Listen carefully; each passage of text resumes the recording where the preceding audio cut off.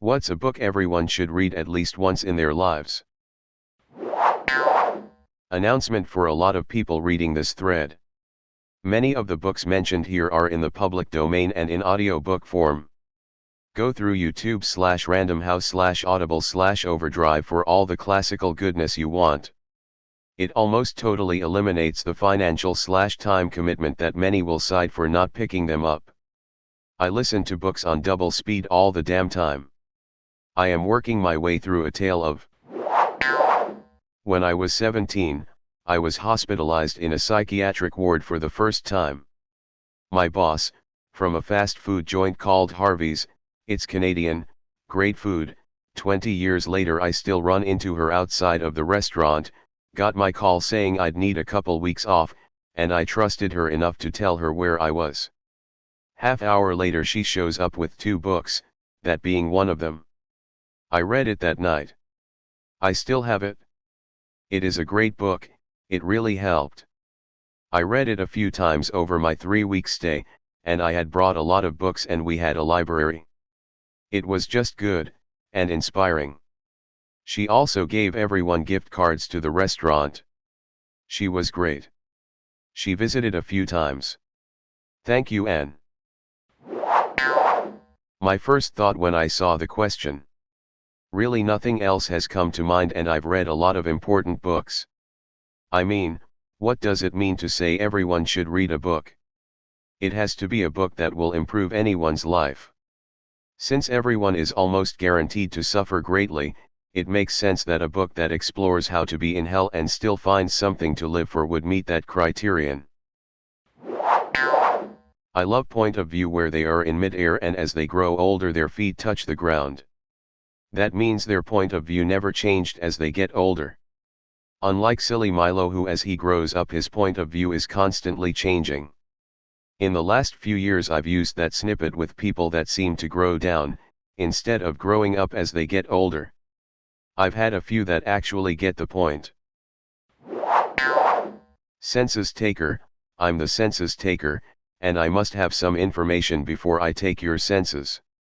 I was just old enough to get the census/census pun, and the list of hilarious questions that followed. But then. I warned you I was the census taker. I help people find what they're not looking for, hear what they're not listening for, run after what they're not chasing, and smell what isn't even there. And, furthermore, I'll steal your sense of purpose, take your sense of duty, destroy your sense of proportion and, but for one thing, you'd be helpless yet. What's that? Asked Milo fearfully. As long as you have the sound of laughter, I cannot take your sense of humor. And with it, you have nothing to fear from me. Reading that exchange was a formative experience for a boy of 9. I think I was. Maybe one of my favorite literary moments. Milo, many of the things I'm supposed to know seem so useless that I can't see the purpose of learning them at all.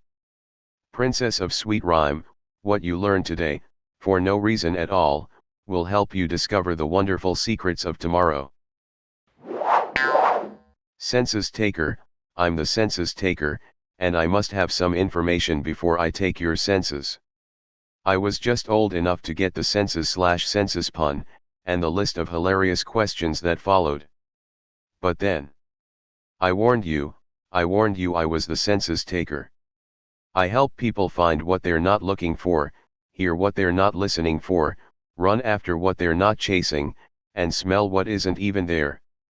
And, furthermore, I'll steal your sense of purpose, take your sense of duty, destroy your sense of proportion and, but for one thing, you'd be helpless yet. What's that? Asked Milo fearfully.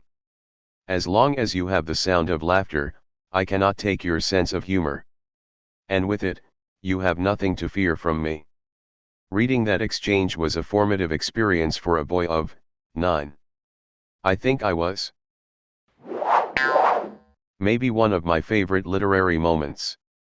Milo, many of the things I'm supposed to know seem so useless that I can't see the purpose of learning them at all. Princess of Sweet Rhyme, what you learn today, for no reason at all, will help you discover the wonderful secrets of tomorrow. I literally finished this yesterday. I love being a librarian as I am able to reread books like this whenever I want.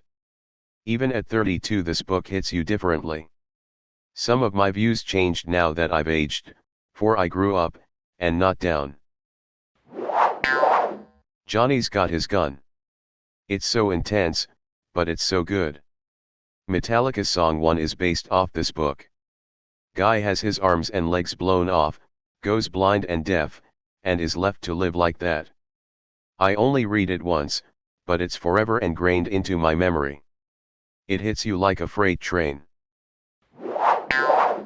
The author Dalton Trumbo was in the communist watch list and was blacklisted for this work and others. He had to screenwrite pseudonyms because of it. The anti-war message was not well received by Washington. Yes. I was gonna comment with this book but wanted to see if anyone had already put it. It's a great read and I have had to stop myself reading it several times because of how intense it gets. It really makes you think about life, war, and so many other things. It really messes with your mind. I believe all public officials should read the book as well. I just remember the part where he's reminiscing about the days before he left for war, and it goes something like the smell of her hair when I embraced her, my love, the last time I'd see her. The feel of her in my arms, my arms, my arms, my God, what has happened to my arms? Chills. Surprised I haven't seen it here already, so I'll add it. The Brothers Karamazov by Dostoevsky. In Slaughterhouse-Five, Vonnegut said it could teach everything that we needed to know about life, except that wasn't enough anymore. I had almost forgotten what a spectacular book this was. Dug out some quotes. But now, for the first time, I see you are a man like me. I thought of your hand grenades, of your bayonet, of your rifle, now I see your wife and your face and our fellowship. Forgive me, comrade. We always see it too late. Why do they never tell us that you are poor devils like us, that your mothers are just as anxious as ours, and that we have the same fear of death, and the same dying and the same agony? Forgive me, comrade, how could you be my enemy? We're no longer young men. We've lost any desire to conquer the world. We are refugees. We are fleeing from ourselves. From our lives. We were 18 years old, and we had just begun to love the world and to love being in it, but we had to shoot at it. The first shell to land went straight for our hearts. We've been cut off from real action, from getting on, from progress. We don't believe in those things anymore, we believe in the war. I would also say the other books by Remarque are also worth a read. Especially The Road Back, which is the sequel to All Quiet on the Western Front. It deals with the boys left behind and them trying to learn what life outside of war is. I found is just as if not more powerful than the first. Came here looking for this one. I had to read it back in high school and it blew me away how moved I was by it. Stories like his need to be remembered for all time, no matter how hard it is to get through. Emotionally speaking, it's actually quite an easy and short read. I'm so grateful that my English teacher assigned it. We had a significant amount of Holocaust literature included in our curriculum, from 3rd grade with Terrible Things by Eve Bunting, 5th grade Night with Elie Wiesel, 6th grade Waiting for Anya. I'm grateful to have had these stories of courage and injustice imprinted on me from a young age by these authors and educators. Elie Wiesel had a family member in my school class growing up. We read the book in middle school and he came to talk to us. TBH, I didn't really understand the gravity of having him come to my school until just about every teacher was practically bowing down to him. I was volunteering in the local library when a substitute teacher came in with what she thought was an impossible problem. She was so embarrassed to not know the name or author of a book she was reading aloud to a class while she was subbing for an English teacher. She asked if I knew book about a murder in a condo setting. She couldn't get it out of her mind and had to find out how it ended. The Westing game came immediately to mind. I had read it in the 80s in like 8th grade. That was it. I love the Count of Monte Cristo. I'm shocked it's so high though, just because no one else I know has read it except the others I went to high school with. My teacher explained the moral as the happiness one is capable of can only be measured by the sadness one endures. So like, if 0 is neither happy nor sad, if you only ever experience a sadness that is, -1, then you can never be happier than, +1. If a serious trauma happens on your life that's, -10, then it's possible to feel happiness that's, +10. And that got me through so many heartbreaks and disappointments in my life, I don't even know how I'd have done it otherwise. All quiet on the Western Front. Knocks any silly ideas you may have had about war being glamorous or exciting right out of your fucking head. I read it when I was 10. I didn't even really like playing war after that.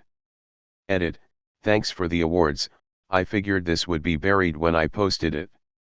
I'm glad so many people agree. This book should be mandatory reading in every high school on earth. The Giver. That book made my 9 to 10-year-old mind really think about what was important in society. It was the first time the idea of good things having a negative consequence was presented to me. I think what makes it work is that we are learning how this whole society really works alongside a character who has lived in it his whole life. As the facade of the utopian society begins to fall away to show devastating consequences of the perfect life and society, the reader not only feels their shock but the main character's shock. This was a book I read in school 4 times, once in 5th grade and once in 10th for English, and then in both high school and college sociology classes. This book, written for 9 to 13-year-olds, made for great discussions. That book was the first to ever make me laugh out loud. Also, had one of my fave scenes ever. When Yossarian is freaking out that they're trying to kill him and the officers are like, "Who's trying to kill you?" And he says, "The enemy." And they say, "Yeah, but they're trying to kill everyone." And he retorts with the line, "What difference does that make?" Brilliant. Just came here to say that I also have phenylketonuria, the same disability that Charlie Gordon has in the book, which is one of the many reasons why it is one of my favorite reads. It is incredible how far medicine has come in just a few decades. When the book was written in the 60s, Charlie's prognosis was pretty typical for the time.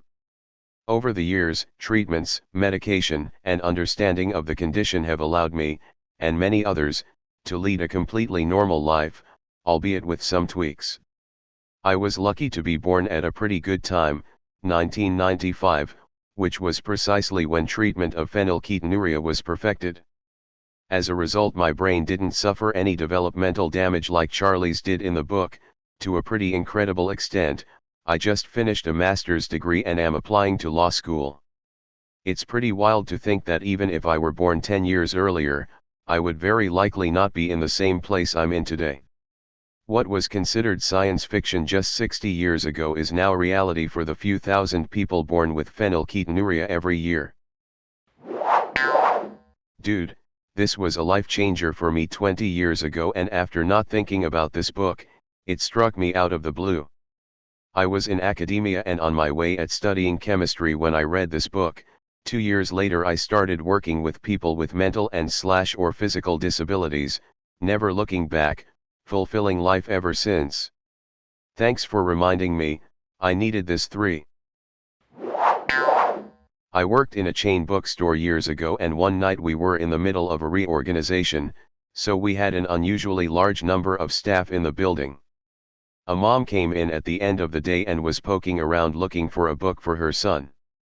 I was talking to her and suggested The Princess Bride. She said she'd never read it but had the movie was good. She ended up surrounded by like 9 booksellers quoting lines from The Princess Bride and insisting she go home right now and watch it tonight. Poor woman was very confused. Where Vonnegut really shines is using absurdity and science fiction to make a point about humanity.